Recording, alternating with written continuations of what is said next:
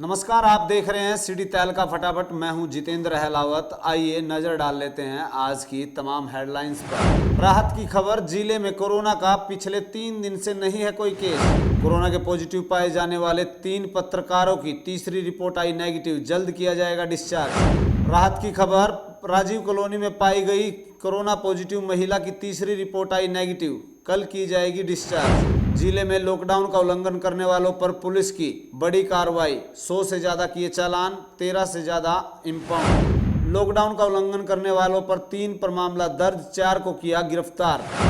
Bhapra road पर अवैध रूप से शराब बेच रहे आरोपियों का मामला दर्ज, किया गिरफ्तार। 106 शराब की बोतलों की गई बरामद। धान का रकबा घटाने पर गरमाई सियासत, कांग्रेस ने उठाए सवाल।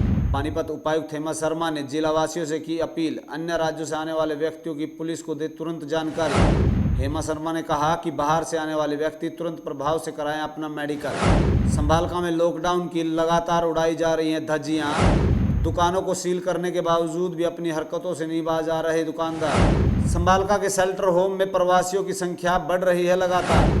हल्दाना बॉर्डर से 24 प्रवासी मजदूरों को छोड़ा गया शेल्टर होम। तहलका फटाफट में आप देख लेते हैं खबरें विस्तार से। नमस्कार, आप देख रहे हैं सिटी तहलका। और किसानों की गेहूं की फसल के बाद अब जो है दूसरी फसल की बारी आई है, जिसको लेकर किसान चिंतित है। वहीं जो गेहूं की फसल थी वो लंबी प्रक्रिया होने के बाद अब अगली फसल को लेकर के क्या तैयारियां हैं, सरकार की क्या नोटिफिकेशन है, उन तमाम बातों पर चर्चा करने के लिए जिला कृषि अधिकारी वीरेंद्र आर्य जी हमारे साथ हैं। उनसे जानने का प्रयास करेंगे कि सरकार द्वारा क्या नोटिफिकेशन जारी की गई है और किसानों को इससे क्या फ़ायदा होगा। तो वीरेंद्र आर्य जी, सिटी तहलका में आपका स्वागत है। धन्यवाद सर, एक अभी सरकार ने एक गाइडलाइन जारी की थी और एक जो है लोगों से अपील की, किसानों से अपील की थी कि मेरा पानी मेरी विरासत, इस तरह की एक योजना शुरू की है। वो क्या है और इसको लेकर के आपके पास क्या नोटिफिकेशन आई? ये पिछले सप्ताह ये माननीय मुख्यमंत्री महोदय श्री मनोहर लाल खट्टर जी के द्वारा मेरा पानी मेरी विरासत एक स्कीम लॉन्च की गई है। इस स्कीम के तहत जिन ज़िलों में या जिन ब्लॉक में वाटर लेवल 40 मीटर से नीचे है, वहाँ पे ये शुरू में स्कीम लॉन्च की गई है, जिसमें सिरसा, फतेहाबाद, कुरुक्षेत्र और कैथल के 7 ब्लॉक को इसमें इंक्लूड किया गया है। इसके साथ साथ यदि कोई और किसान भाई अन्य ज़िलों में भी, जहाँ पे वो पहले पिछले साल पेडी ग्रो जिसने की थी और उसके स्थान पर कोई अन्य फसल जैसे मक्का, उड़द, मूंग, बाजरा या कपास लगाना चाहता है और पेडी के एरिया को दूसरी क्रॉप में बदलना चाहता है, विविधीकरण करना चाहता है, तो उसके लिए भी सरकार की तरफ से प्रति एकड़ 7,000 रुपये की वित्तीय अनुदान किसान को दिया जाएगा। और इसके साथ साथ यदि किसान भाई मक्की लगाता है तो सभी मंडियों में जहाँ पे मक्की का एरिया होगा, वहाँ पे मक्की सुखाने के लिए मेज ड्रायर की व्यवस्था सरकार करेगी, ताकि उसमें नमी ना रहे और प्रॉपर तरीके से उसका MSP के ऊपर उन फसलों का भंडारण सरकार कर सके। जो मक्की की फसल की बात की जाए तो उसका रेट निर्धारित किया गया है, इसके बाद में ही होता है? सरकार अभी इस साल का MSP आया नहीं है उसका, जैसे, लेकिन MSP निर्धारित सरकार करेगी, उसी MSP पे सभी ये फसलें खरीदी जाएंगी। जो ये आपने बताया कि मक्की की फसल है, वह अन्य फसल है, कुछ फसलें हैं आड़ती के थ्रू जाती हैं तो कुछ एजेंसीज खरीदती हैं, इसको सरकार खरीदेगी डायरेक्ट या इसको भी एजेंसी के थ्रू दी? अभी इसके बारे में तो स्पष्ट निर्देश तो नहीं है, लेकिन ये है कि सरकार चाहे वो आड़ती के थ्रू हो या सरकार डायरेक्ट खरीदे, लेकिन प्रोक्योरमेंट की गारंटी होगी, उसके लिए सरकार उसकी परचेज अवश्य करवाएगी।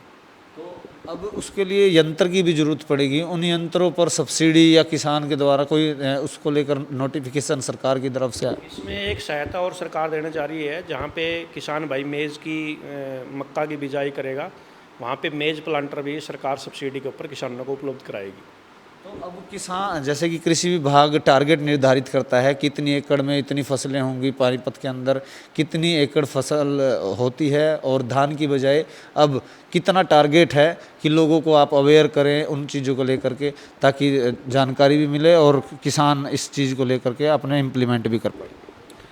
जिला पानीपत में इस साल के लिए जो धान का रकबे का हमारा टारगेट है वो 60,000 हेक्टेयर एरिया का है, और नॉर्मली वैसे भी हमारे क्योंकि मेजर जो फसल है खरीफ के अंदर वो धान ही होती है। पिछले साल हमारे पानीपत में 75,000 हेक्टेयर एरिया में धान था। कोशिश हम ये करेंगे कि जहाँ भी हो सकता है पेडी के एरिए को दूसरी फसलों से विविधीकरण करवाया जा सके। और मक्के का सरकार की तरफ से हमारे डिस्ट्रिक्ट को 1,000 हेक्टेयर का टारगेट दिया गया है और उसको भी हम अचीव करने की कोशिश करेंगे ताकि किसानों को फसल विविधीकरण की तरफ अग्रसर किया जा सके। जैसे कि आपने बताया था कि सिरसा, हिसार इस तरफ भी है। पानीपत में यदि डार्क जोन की बात की जाए, वाटर लेवल के नीचे जाने की बात की जाए, तो ऐसे कौन से एरिए हैं जो पानीपत के अंदर है और वहाँ पर आप लोगों को अवेयर करें? जिला पानीपत में हमारे 2 ब्लॉक ऐसे हैं जो ओवर एक्सप्लॉइटेड ब्लॉक में आते हैं, जिसमें बापोली और संभाड़खा, जहाँ पे हमारा ऑन एवरेज लगभग 28 से 30 मीटर वाटर लेवल है।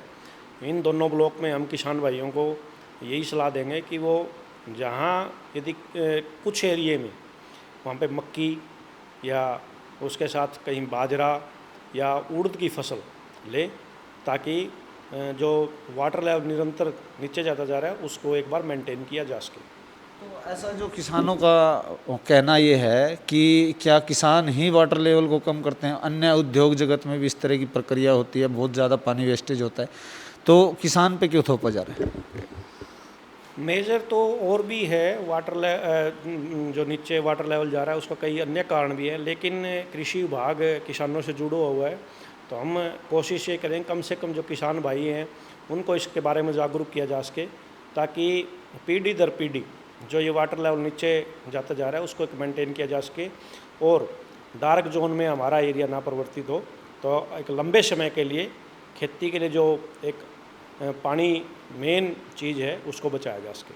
तो अब की बार जो पेड़ी लगाई जाएगी, पेड़ी को लेकर के ऐसी कोई किस्म भी ईजाद की गई है जो पानी की बजाय बुआई की जाए उसकी?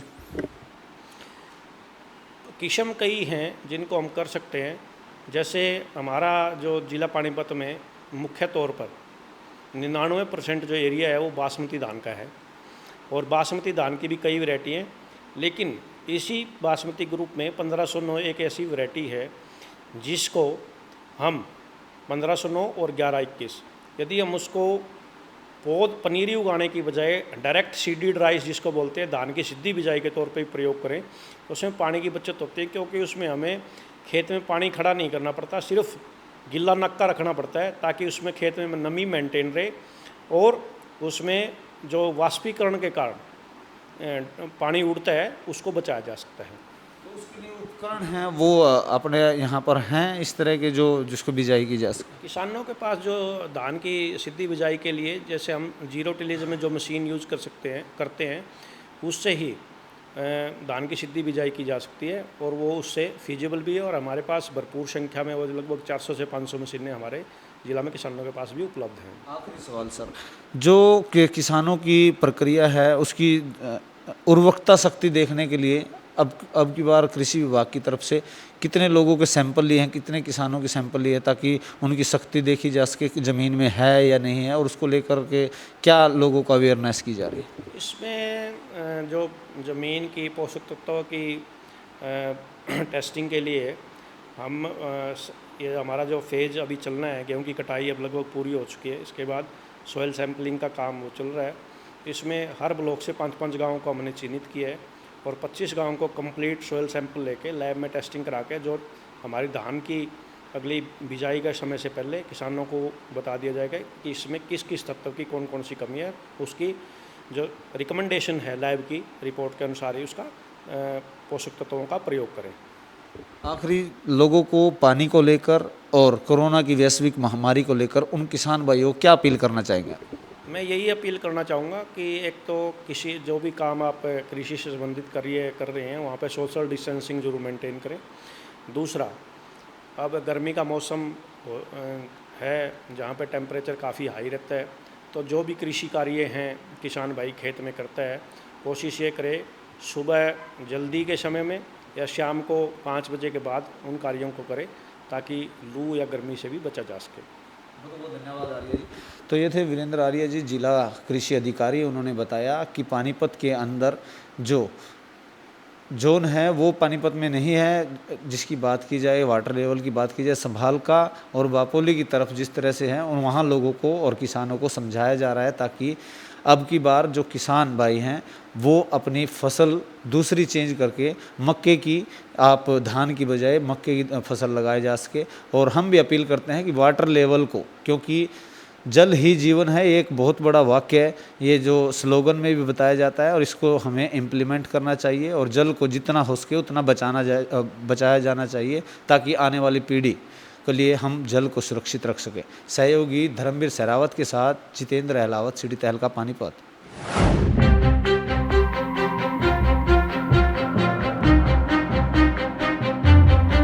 समालखा हाई सेकेंडरी स्कूल में बनाए गए शेल्टर होम में प्रवासियों की संख्या लगातार बढ़ती जा रही है। लॉकडाउन के चलते फैक्ट्रियों के बंद होने से प्रवासी मजदूर घर जाने को मजबूर हैं, क्योंकि अब इनके पास खाने को पैसे तक नहीं बचे हैं।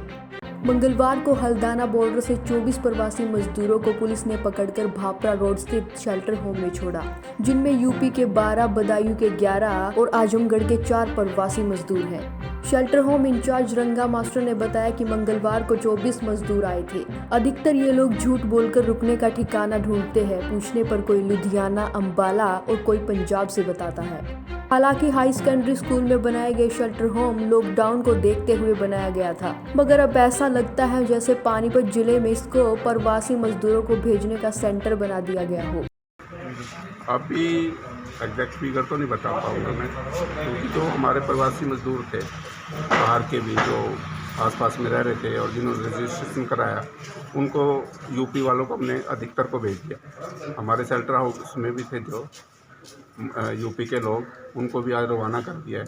और ये फिर दोबारा से मैं ये कह रहा हूँ कि आज फिर लोग जो हैं ये कह के कि हम दूर से हैं, चंडीगढ़ से हैं, पंजाब से हैं, इधर से है, उधर से है, ये कह के निकलते हैं। इनको बॉर्डर पे पकड़ते हैं पुलिस वाले और हमारे यहाँ लेकर आ जाते हैं, और हमारी भी मजबूरी हो जाती है फिर इनको रखने की। अब सवाल ये उठता है कि यह प्रवासी मजदूर कितने जिलों को पार करते हुए आखिर यहाँ कैसे पहुँच जाते हैं। सरकार का पुलिस यंत्र आखिर क्या कर रहा था। इन्हें देखकर तो लगता है कि सरकार प्रवासियों को लेकर इतनी गंभीर है।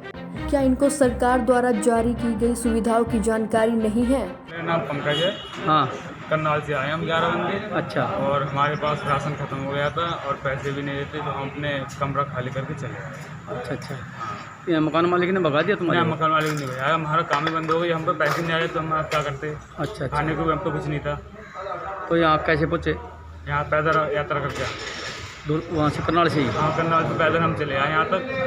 फिर आगे जाके यहाँ पुनः हम रोक लिए, बोले चलो हम अपने तुम्हारे जिला तक बस भेजेंगे। यह एक बड़ा सवाल है। समालखा से सिटी तहलका के लिए रतनलाल की रिपोर्ट।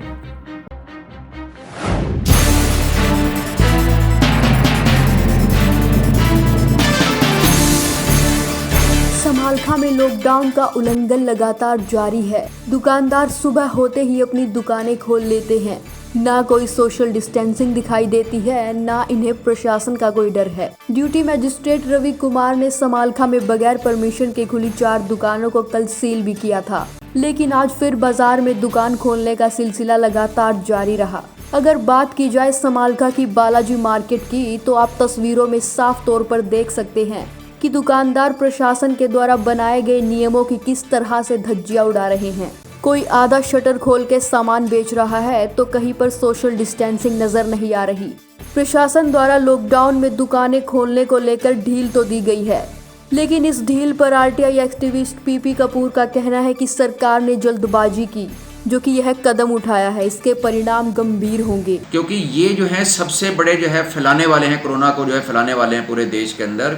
ये ऐसे ऐसे जो संस्थान हैं, जो दुकानदार हैं, जो ये नाई की दुकानें हैं, इनसे बड़ी तेज़ी से फैलेगा अगर इनको जो है इनके दिशा निर्देशों की पालना नहीं करी गई। क्योंकि इसके अंदर जो हैं, जो वही कंघा यूज़ कर रहे हैं, वही रेज़र यूज़ कर रहे हैं, वही ब्रश यूज़ कर रहे हैं, वही टॉवल यूज़ कर रहे हैं, और जो हैं ग्लव्स हैं नहीं। तो इससे जो है बड़ी जनता आती है यहाँ पर, आम लोगों की, तो वहाँ पर जो है इसके तेज़ी से फैलने की जरूरत है। तो इसमें प्रशासन को भी इसके बारे में पूरी तरह गंभीरतापूर्वक ध्यान देने की जरूरत है। समालखा से सिटी तहलका के लिए रतनलाल की रिपोर्ट।